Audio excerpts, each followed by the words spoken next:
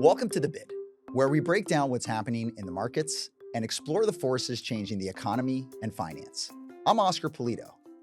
Today, we're diving into a critical theme for 2025 and beyond: rebuilding the U.S. physical economy.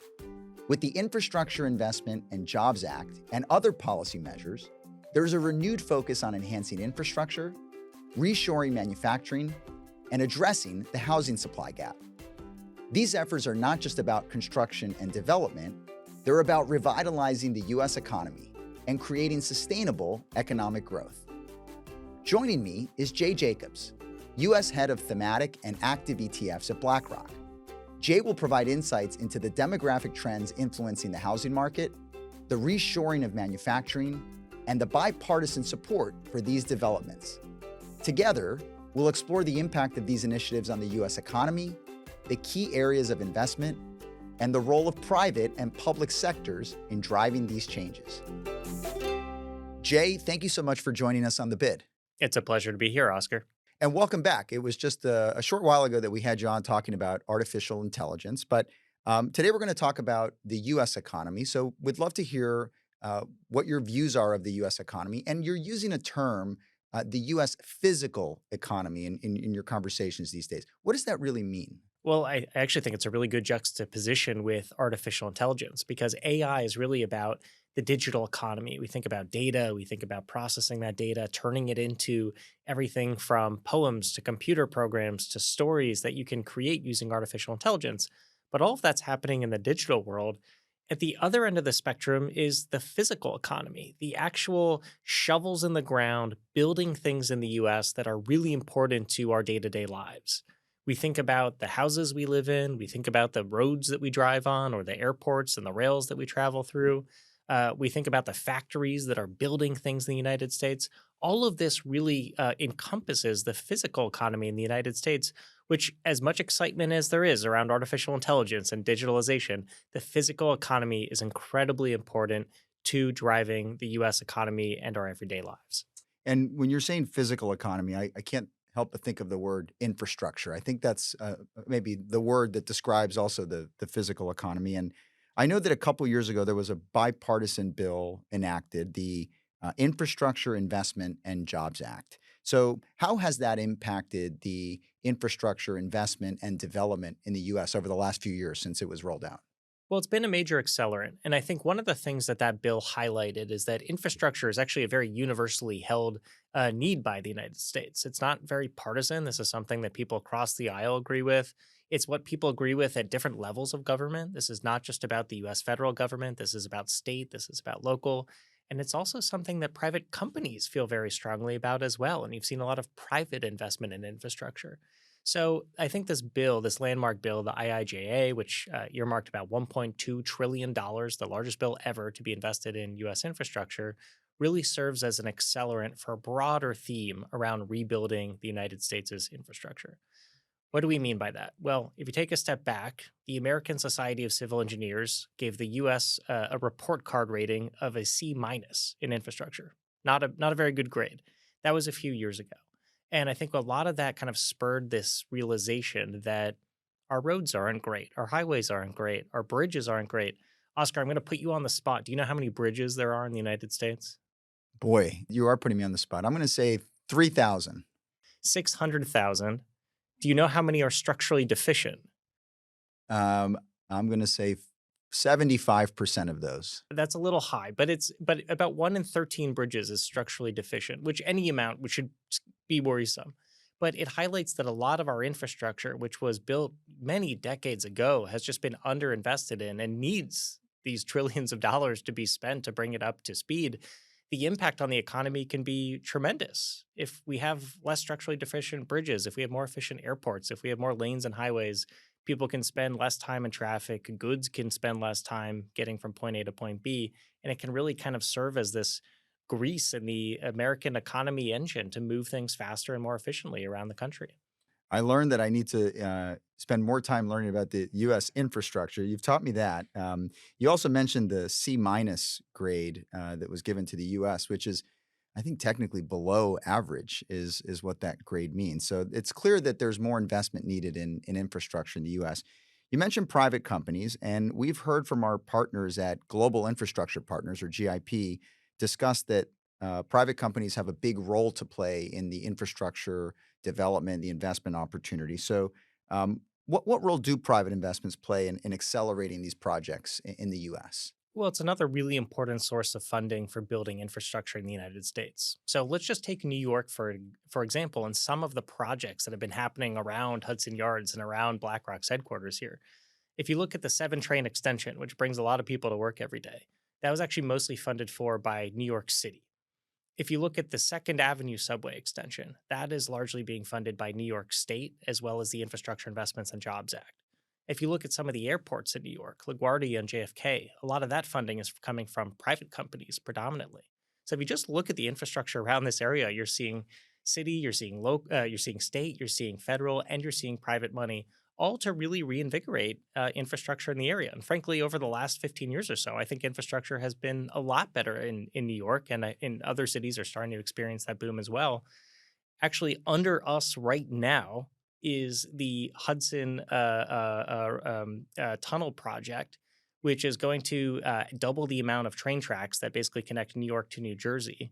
And that's a $16 billion project, which is largely funded by the Infrastructure Investments and Jobs Act as well. So we're really surrounded by a lot of these major infrastructure projects, but a lot of them are getting money from different sources to really kind of create a mosaic of money to coming in to fund very expensive infrastructure projects.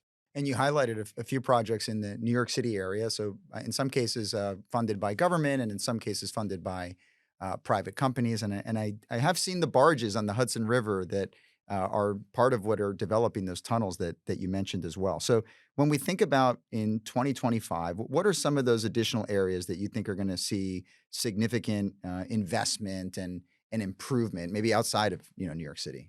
Well, we really think about it as 2 buckets. You have infrastructure operators. These are the existing infrastructure that operate today. You could think about airports, you could think about toll roads, you could think about seaports and train tracks. The existing operators of that infrastructure today will tend to benefit from a few things. One, we're seeing some falling interest rates, which tends to be positive for kind of these cash flowing infrastructure projects.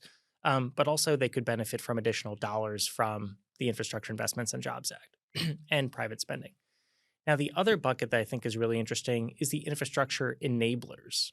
This consists of construction engineering companies that are helping to build this infrastructure. It consists of materials, everything from copper and cement and steel that's being used to build this infrastructure as well. These companies tend to be big beneficiaries when there's more money being spent. When you need to build and repair infrastructure, those materials and those construction companies have to come in and build it. So we're really looking at kind of those 2 distinct buckets, the operators and the enablers, as 2 areas that could benefit from this infrastructure boom.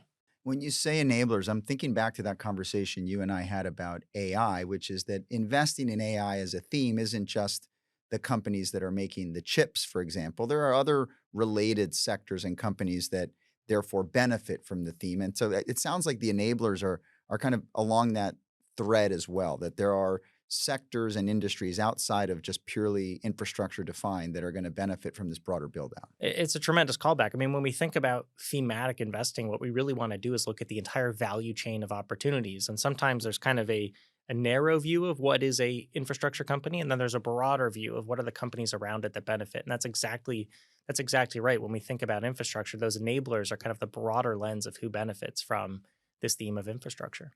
Speaking of themes, one of the other themes that we've explored with guests and talked about is nearshoring and reshoring, which is a reflection of changes in the supply chains globally, particularly post the pandemic in 2020. So, how is that trend in manufacturing expected to benefit the U.S. economy? And are there any legislative measures in place that are supporting this?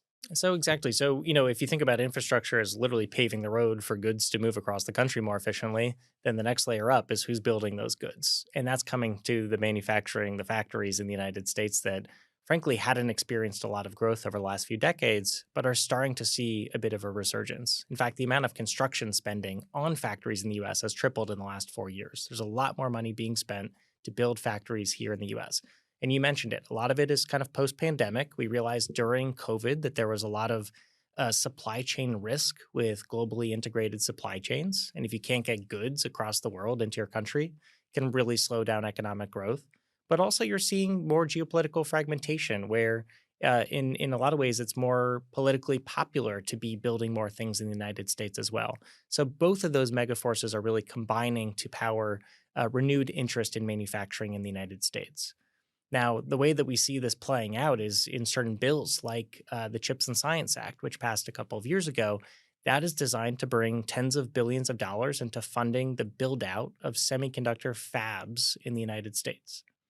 Why is this important? Well, on one hand, almost everything we buy today has a semiconductor in it. In fact, even if you buy a toaster, it probably has a semiconductor in it. So it's a really important ingredient into all the goods that we want to make in the United States. But then, secondly, this is an industry that has some of the most geopolitical integration of any supply chain out there.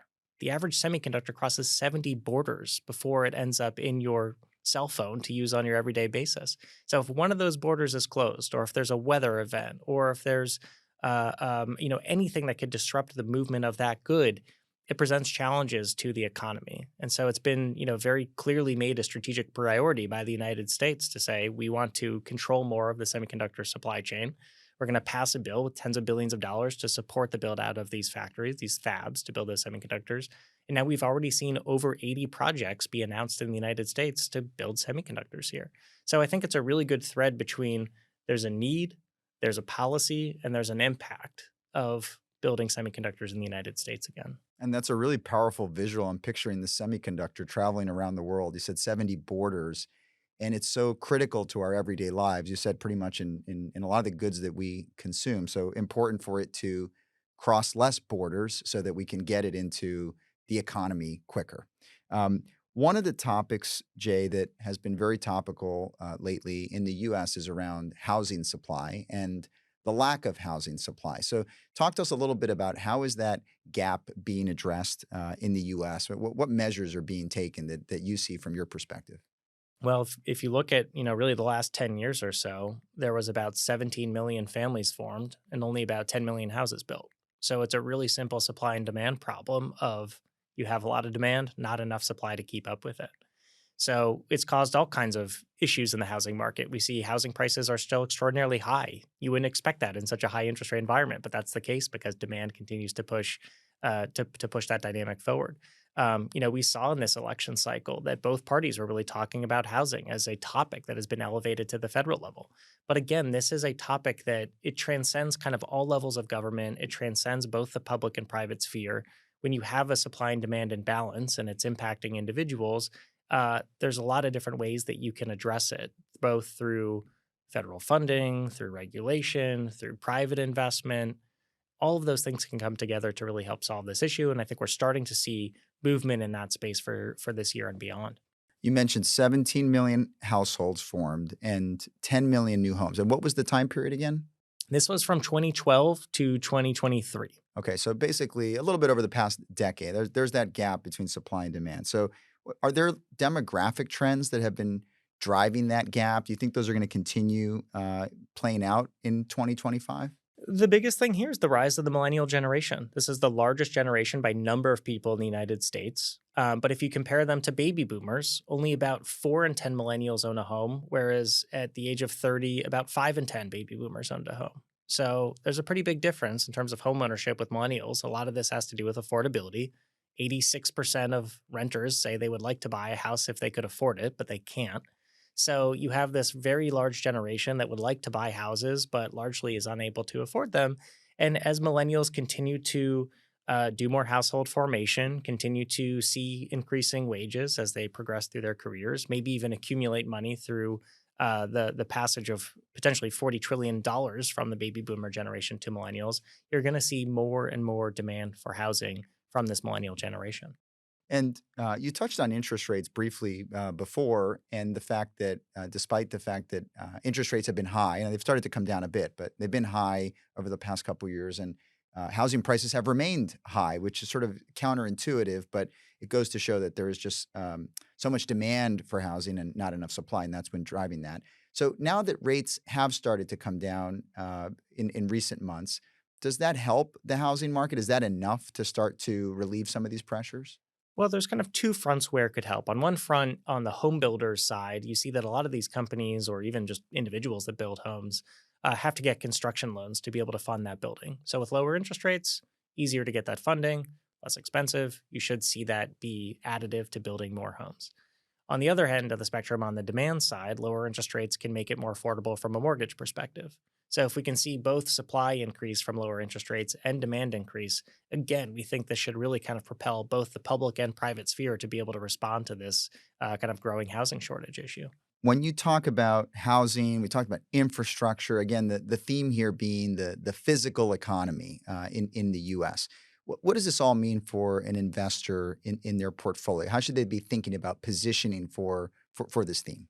Well, again, I think this is a really good contrast to artificial intelligence, which is one of the other themes that we mentioned in our 2025 thematic outlook. The view here is that not all themes are growth companies, not all themes are technology companies.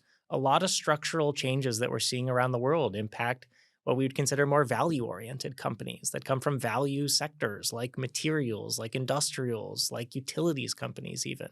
So you don't just have to think about technology as the way to play high growth. There's really some kind of interesting areas within the value end of the spectrum where you can still see structural tailwinds propelling long-term returns going forward.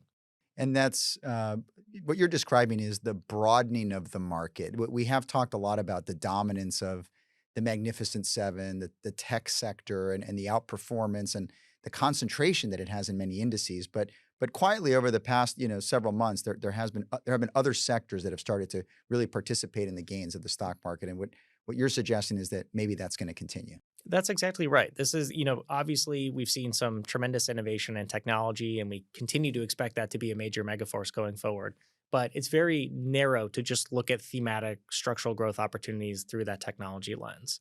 This is why we think about megaforces through our five megaforces framework, which includes AI and digital disruption, but also looks at demographic divergence. And I think, as we were mentioning, demographics is a huge part of this a physical economy trend.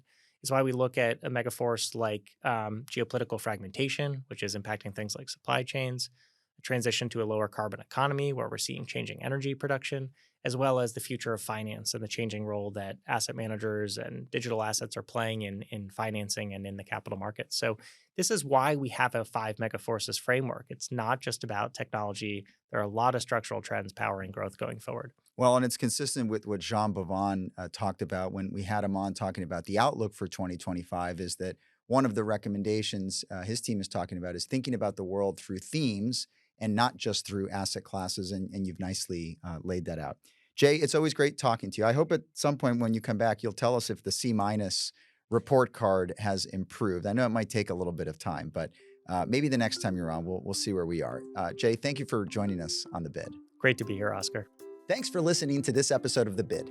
If you've enjoyed this conversation, check out Jay's previous appearance on The Bid, How to Invest in AI versus Tech in a Portfolio. And don't forget to subscribe to The Bid wherever you get your podcasts.